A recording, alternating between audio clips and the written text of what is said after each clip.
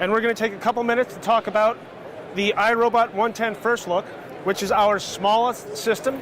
We have robots that range from 5 pounds to approximately 500 pounds. All of our systems are modular.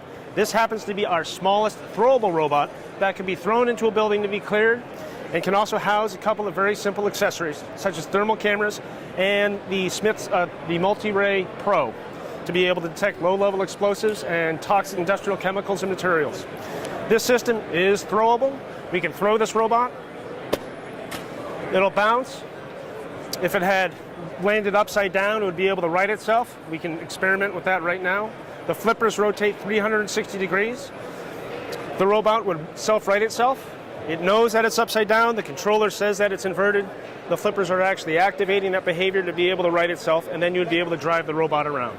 The purpose of that is, if you throw the robot into a situation, unless you're a very gifted person, you have no idea how that robot is going to land. You don't know what it's going to bounce off. You don't know what situation it will be in. This small system would then be able to navigate around that room when you're driving that robot right here on your controller.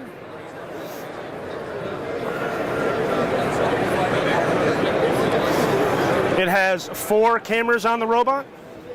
Attention FDIC attendees. There are 4 cameras on the system. There's your main drive camera, because this is the front of the robot.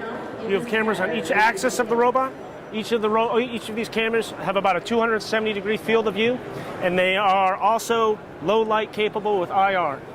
All of those menu options, and such as turning on the IR, is available through the menu items on the controller.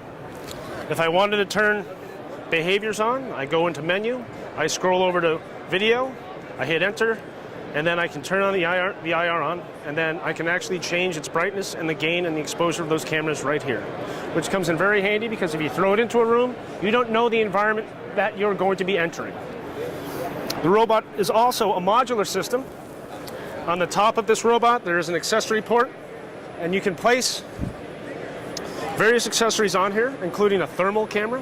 If you have any questions or ideas about how this robot can be applied to this market, please contact Kevin Soffman at WS Darley. Kevin should be able to answer all of your questions. If he can pass them on to iRobot, iRobot will also be able to provide the right answer for you and be able to discover how this robot can benefit your operation.